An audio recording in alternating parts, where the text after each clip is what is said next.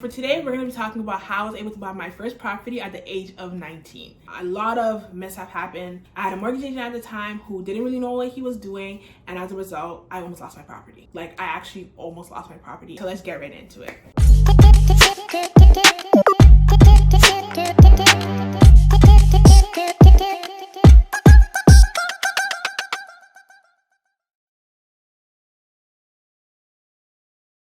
Hi guys, my name is Abby and welcome to my YouTube channel. Wow.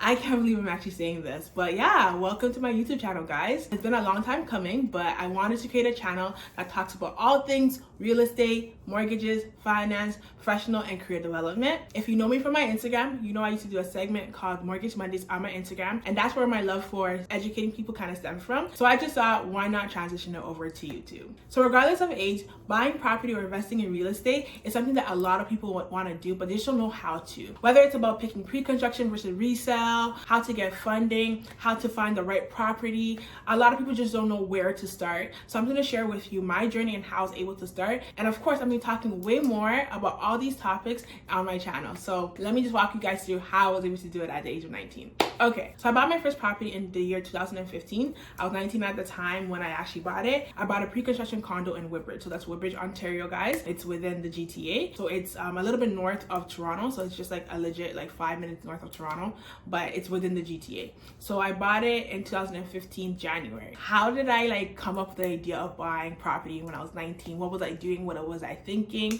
So to be honest, I really wasn't thinking properly. At that current moment, I didn't really have the best saving habits. So I was in second year university, just finished my first semester, and I knew I had a bit of savings left. I also had something called OSAP, which is student loans. So I basically used my student loans to help me buy my first property. And you're wondering, how the heck did you do that? Well, we're gonna talk about it. Okay, so first year university, I wasn't actually at home. I went away for school for the first year, and for the second year university, I actually transferred back to a university that was near home, and I finished. So I was working in the summer, and I was also working while I was in school. So I was working part-time. I was working about 15 to 20 hours a week as a, what was I forgot. Yes, I forgot.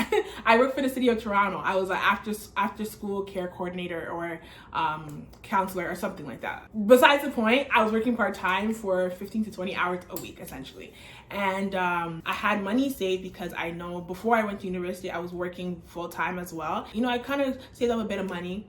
And also, when I did go away for school, I did take OSAP, which was student loans. So I did have a little bit extra student loans because of the fact that I did have an education fund that was able to help me for my first year university. However, my second year university and all the remaining years, I needed student loans. So I took out my student loans and I paid for some of my tuition. However, they kind of give you a little bit more sometimes, depending, I don't know how it worked or how they calculated, but I did get a little bit of extra during that time. I was able to help with my savings at that moment. So what made me think about it was I actually had a friend of mine. He at the time was very I looked at him like my big brother. He would just educate me on different things of life, and we were just talking about properties and stuff. Side note, I was actually always into real estate from when I was younger, because when my parents first bought their property when I was in grade 7, I was even the one that was talking to the real estate agent at the time. I was highly involved in the process. So I've always loved it. I think my friends always say a little bit weird because I'd be on the computer looking for houses that I'm not gonna buy in grade 11 and grade 12. So it was I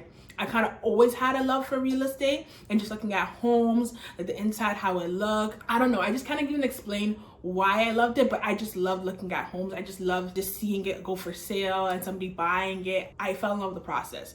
But did I want to become a real estate agent at the time? No, but I loved it. But yeah, we'll get right into all of that a little bit later on. But yeah, so I kind of did have a background and understanding what real estate was beforehand. So we'll talk about it here and there. So around the time of buying my property, me and my friend essentially, he was basically letting me know that there's a subway coming to Vaughan. And for those who live in Vaughan or outside of Toronto, that's a huge deal because, YRT, Brampton Transit, Mississauga Transit, all of those transit systems really suck. I'm gonna repeat it. They really suck. So as a result, if you know that the TTC, which is Toronto's transit system, is coming to Vaughan, that's amazing. It's gonna be a lot of traffic in Vaughan, and it will definitely be easier for people that live in Vaughan or Brampton or surrounding areas to get into the GTA, which is usually the case. A lot of people live in these areas, but we end up like working in Toronto or somewhere around, right? So once we heard that we're talking about it, I'm like, okay, if that's gonna happen, then that means the prices in these areas will rise. How I thought about that, I can't even explain how, but basically when my parents bought their home, I knew how much they bought their home for in 2007. Because I kept looking at real estate around those times, I noticed that the price of my parents' home rose a lot. Like, even though it was like, I think it was like 5 years after, 5-6 years after, I noticed, I'm like, yo, like, why is the price of the house rising when we're not doing anything? That's the thought that came to my head. Like, my parents' house cost X amount of dollars in 2007, and now we're in 2015, and it costs this amount of dollars. I didn't understand it because it was like, we're not doing anything. We didn't do any renovations. They don't know if the house is better or not. But why is that area in particular rising? Why is the houses in this area costing more? And that's what got me thinking outside the box. It's like, how is it that a price of the house can cost this amount of dollars in this year, and then later on in life it's costing a little bit more? So that got my mind really thinking. At that moment too, I was like in a space where I wanted to do something so desperately for myself. Like, I wanted to make sure like I was good. I was always kind of an ambitious person, but like in that current time of my life, I really wanted to do something for myself. Like, I knew I needed something. What I did was, I'm like, okay, you know what? I want to research some stuff. So the property that I bought was like 2 minutes from where I was living, and it was also like less than 5 minutes from where the subway was gonna be. So I'm like, you know what? If my parents' house was able to increase, so appreciate, so now, before I didn't understand what it was, but now I know, if my parents' house was able to appreciate within 5 years, if I buy a pre-construction, so a pre-construction condo is basically a property that hasn't been built yet, so you're gonna be buying the floor plans. If I buy the floor plans of a property in this year, and if the subway station completes the following year, I think the prices of that condo will go up. So that was my logic behind it, because I'm like, my parents' house did it, this building will do it, and on top of it, there's a subway station come here. Like, there's no doubt whatsoever that these houses have to appreciate. So I'm like, okay, you know what? Let me research this. Let me see what I can find. So I went on Kijiji. I searched up the condo. So it was called Central Condo Squares at the time. And I found a real estate agent that was selling the properties. And so I called him up and I said, hi, I'm interested in buying a property. I'm definitely gonna make a video about all the mistakes I made, but that's one of the mistakes I definitely made. But anyways, I called him up and said, hey, I want to buy a property. He told me all the information I need to go. And he told me the breakdown as to how much I would have to pay for the property and how it was working. I didn't understand how pre-construction worked, because my parents bought a resale home. So a resale home is a home that's already built and somebody else lives in there. So we're buying it from the seller. But this time, the guy was telling me that I'm going to be buying my property from a developer. And I'm like, what the heck is a developer? So developers are the people that actually build new homes or new construction condos, new construction homes. So they're the people that actually fund it and build it. So I'm like, okay, how do it was a lot at the time for me. So I'm like, okay, I need no more information. So I basically had a meeting with him in person by myself, and he explained to me the gist of things, and I kind of got it. And then I'm like, okay, now I need to convince my parents as to how they're gonna allow me to buy a property at the age of 19. Let me give you more context of who I was before. I was 19 years old, but I wasn't the most responsible person. I wasn't crazy irresponsible, but like my parents knew I love to shop, I love to buy things. I was living rent free at the time. All I had to pay was kind of for insurance. So it was like, had no expenses, no nothing, and I wasn't really doing much. So I'm pretty sure my parents looked at me like, you wanna buy a property? Like, you, the girl that barely saves her money, that loves to shop, you want to buy a property? Like, yeah, me. Abby, Gail, Adu. Yeah, I want to buy a property. How the hell am I going to convince my parents to do that? Definitely going to talk more about how I was able to convince my parents, especially African parents, into going into home ownership and stuff like that, and how they can possibly help you. But that would definitely be something that I would do a talk with my mom, because she has a lot of great insight about that story, and you can show from my side and her side. But anyways, yeah, I was like, how am I going to convince my parents? So what I did was I set up a whole presentation. I sat my parents down and I told them, I'm like, Mom, I want to buy a property and this is why I want to buy it. I showed her how the houses looks. I told her the breakdown. I told her my plans. I told her how I'm going to pay for it, how it works. So how it was working, I needed to put 20% down. They first asked for $5,000 at signing. The remaining 5% of the 20% in 30 days. And then I believe another 5% in 90 days or 120 days. And then another 5% a year after. And then 5% of occupancy. I don't remember the exact structure right now because it was so long ago, but I paid in increments. So it was like $5,000 at signing, then remaining 5% in like 30 days, and then I think another 5% in like 120 days, and then another 5% at occupancy. So within the first year though, I know I had to pay about 15% of my down payment to my property. I didn't have all the money saved at the moment, but I did have a good chunk of it saved. Plus I had my OSAP, like I told you guys. So I had extra money from my OSAP after paying my tuition that helped me purchase a property. And a lot of people will be like, oh my gosh, but you know that OSAP is a loan. Why would you use a loan to pay for a property? The logic behind that for me was, guys, was that I knew that I'm investing X amount of dollars today, but I know that if I were to sell the property, let's say 5 years from now or before the property were to close, I would make double of my investment. So I wasn't scared. I was like, okay, you know what? Yes, I'm putting myself in more debt because I could actually potentially just save the money there and then not touch it and use it. And then when I'm done school, pay it right back to OSAP. Or I can be smart and invest the money that they're giving me and not let it be sitting there for no reason. Because it was actually, I actually got a good chunk of extra OSAP money at the time that would make sense for me to use to invest into my property. So I had my savings, I had my OSAP, so I had the support of my mom. After I broke down the whole deposit structure and everything, and I explained to her why I thought that the area made sense, because first and foremost, I knew transit was coming. So of course, a lot of people are gonna wanna live in the building. And I told her that I have no intentions of living there and I want to rent it out. And if I rent it out, I can possibly get cash flow. And cash flow is the difference between how much your expenses and how much you're actually owed for rent coming into my pocket. So I told her, I'm like, if I do this and I close it, I'll get, number one, I get cash flow. I would also get appreciation in the housing. And I think it would just help me be more responsible as a person, knowing that I'm actually putting my money towards something meaningful and not just reckless. So once my mom seen how serious I was and like how educated, how prepared I was for doing this, it was a no-brainer for her to support me. So we met up with the real estate agent at the time, and it's funny because he took my driver's license down and he was like, "You're only 19?" And he was going crazy, like absolutely crazy. He's like, "I can't believe it. You have such a smart daughter, this and that." And I think that made my mom feel more confident, saying, okay, my daughter actually did make a good decision. Because am I a little bit happy about her doing this? Other people, like another real estate agents, realizing that your daughter has a good mindset, she's making a good decision here, then you know what? Maybe they're actually making a good decision. Side note though, those time buying a property comparison to buying a property now is definitely a little bit different. Because when I went in there, I never had to rush.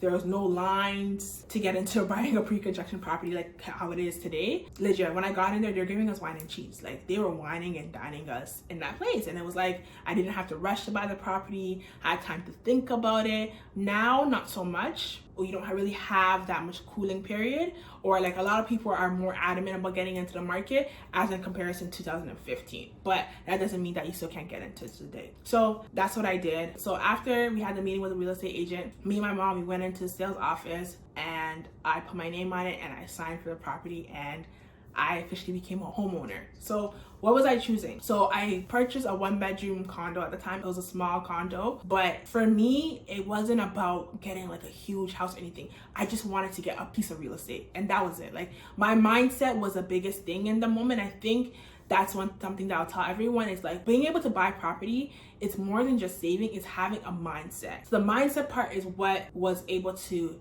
allow me to get into the habit of saving money for it. So me and the real estate agent, my mom, we went to the sales office and they showed us different floor plans, different apartments, and I got to pick what type of condo I wanted. So they had different floor plans of the condos, and based off of how big the property was, of course, the more money that you have to pay for it. So at that moment, I got a 1-bedroom because I was kind of scared with the payments. I seen, I'm like, I'm a little bit scared. However, if I knew what I knew now today, that back then, trust me. But whatever, we can't go in the past. But anyways, I chose a floor plan that I liked. I made a few mistakes And till this day, I still regret it. I didn't buy parking because I'm like, oh, it's parking. That doesn't matter. Who cares about parking? I can park anywhere. One of the stupidest mistakes that I did. But now that you guys are hearing from me now, you guys can hear from the different mistakes that I made when I was doing it. And I'm gonna tell you guys, buy the parking, okay? Buy the parking. Because I didn't do it and it messed me up and I lost money in return, but it's okay. It was still a blessing. So I took away parking, I took away a locker, another stupid mistake I made. But I wanted to kind of reduce the amount of money that I was paying for the property overall. I was just scared of paying the deposit. So after we took away all those stuff, I gave them my bank draft. And when we signed it, we had 10 days. So after we signed it, we walked away and it said, yeah, I own a property now. But at that given moment, I had a 10-day cooling period. So meaning that I had 10 days to say if I didn't want the property anymore. So I didn't know that. I thought it was 10 business days. So I actually got cold feet, guys. I got cold feet on the 11th day, but it was like 6 or 7 business days. So I thought I had extra time to kind of go back and withdraw my my money. So I went back to the office. I actually went to my mom. I'm like, I don't want to do it anymore. I'm scared. And they're like, oh, you can't take away your money. I'm like, you can't get your money back. I'm like, why? They said it's past 10 days. I'm like, wasn't it 10 business days? And they're like, no, it's 10 days in general. So I was a little bit scared. I was crying. I wasn't gonna lie because I was scared. I was like, how am I gonna be able to afford this property? I was shaking. I knew I had like the first 2 payments covered, but I didn't have like the 3rd payment. I was banking on getting a full-time job and paying for it, but I was kind of scared because I wasn't sure if I was gonna get a good job that was able to cover the amount that I needed at the time. So lo and behold, I was actually able to find a job that was like 4 months contract that paid the exact amount of money that I needed for my next payment, which was honestly just God. Like I can't even explain to you guys. It was just God, because when I mean to tell you I was broke, I was super broke. I had like pennies to my name during that time because my spending habits and my expenses at the time, although they were low, my spending habits were high. So I had to adjust a lot and I wasn't used to it. So that summer I couldn't go out as much. I couldn't spend money as much because it was like everything needed to go to the savings. I'm putting like 90% of my check away for that payment. However, I was fortunate enough to actually be living rent free at the time. So my parents weren't charging me rent. All I had to pay for was my insurance and my phone bill and groceries. All of that was covered in my house. So luckily enough, I had parents that blessed me to put food on my table, shelter, and yeah, they didn't ask for much from me. But that's how I was able to save money to buy my first property. Fast forward to how long it actually took to finish. So that property actually took 3 years to finish. They said they were actually gonna complete the property in 2016. However, delays, and every time you buy pre-construction, just know that there's going to be delays. However, I wasn't mad about the delays because honestly, as a mortgage agent now, and knowing when the property was going to initially close at the time, I was still in school and I wasn't working full time. I wouldn't have been able to close that property if that property was to close November 2016. However, it actually closed 2017 ending, and by then I graduated with a degree in HR and I was working full time at the time, so it was easier for me to close. I'm not gonna say easy because it had its trials and tribulations as well. However, I was able to close my property because I had a job. So I'm just gonna break down the timeline a bit, and of course in other videos I will explain more what pre-construction is, how to save your down payment, all that good stuff. I didn't pay nothing 2016. I didn't pay nothing 2017. So those 2 years I was simply just saving. And then in December of 2017, I got a note from the lender telling me that my property is finally gonna be finished in 2018. And like I mentioned to you guys beforehand, my property was actually supposed to finish in 2016. So it delayed by 2 whole years. So every time I tell people you're about to get pre-construction, just know that it might be a little bit of a delay. But I was okay with it at the time because of the fact that I knew that if I closed the property in 2016, I wouldn't have been able to get a mortgage or anything because I was still a student and I wasn't really working, and it was really hard for me to like get all the documents and stuff. But now as a mortgage agent, I understand why that didn't make any sense. But even at the time, I also got it that like I don't think I would have been in the best predicament if I were to close in that year. In December, I got an email from them saying, hey, the time for occupancy. At that time, I didn't understand what occupancy was. I thought occupancy meant that I have to close my property. Occupancy meant that I was able to live in the property for X amount of time until everyone possibly moves into the building and the building's actually finished. That's when we'll close the property. So we'll close the property when everyone finally moves and all the construction is done. So when occupancy happens, the building's still under construction, so it's not fully done yet, but it's livable. So it's like 90% basically done. It's not done to the point where you should be paying the developers because the whole job is not completed yet. So in occupancy, you're not paying mortgage payments or anything like that. In occupancy, you're actually paying rent. So I was paying a certain amount of money to the developers every month for allowing me to live and occupy the space at the time. So I think that happened from February all the way to November of 2018. And then September of 2018, they sent me an email stating that the property is going to be completely finished in November of 2018. So make sure you get all your financing in order for us to actually close. That is another story for another day, because I had the toughest time closing that property. I actually almost lost my property, guys. Like, I actually almost lost my property. We'll talk about that more in detail a little bit later, but for the most part, yeah, I almost lost my property during closing time. What I did was I rented out my property from February to somebody that I actually grew up with, and I wasn't living there. So I never lived there. So from February to November, I was paying rent to developers essentially. And September, I got the email saying that I need to get all my financing in order for me to close in November. So a lot of mishap happened. I had a mortgage agent at the time who didn't really know what he was doing, and as a result, I almost lost my property. Like, I actually almost lost my property, and I was shooketh, I was crying, I was scared. It was actually one of the worst months of my life, but God being so great, resources, knowing the right people really, really helped me out. But I'll just give you guys a little bit of just of that time. So basically, I had to get like 4 extensions, and if I was to get another extension, they said they were gonna take my property away from me. So can you imagine? I was scared, crying, like I was distraught. I did not know what to do at all. And mind you, every time I would get an extension, they would be charging me more. So during that period of time, I lost a lot of money. Like, I lost a lot of money. And on top of it, I found out like 2 weeks beforehand that I had to pay HST. And like, this wasn't like a small amount. Like, this was like thousands of dollars I had to pay, because of the fact that when I was buying the property, that was gonna be an investment property versus my residential property. Because of that, I didn't know that I had to pay HST outside of the purchase price. So when I tell you guys, I made so many mistakes when I was buying this property, it's not even a joke. But do I regret this property? Hell no, I do not regret this property. Honestly, it's one of the biggest blessings God has ever given me. And I'm so grateful that I went through all of the experiences so I can share these experiences with other people to make sure that people like you don't go through what I went through, and you can kind of bypass all the mistakes that I made because, you know, you have somebody else that's educating you.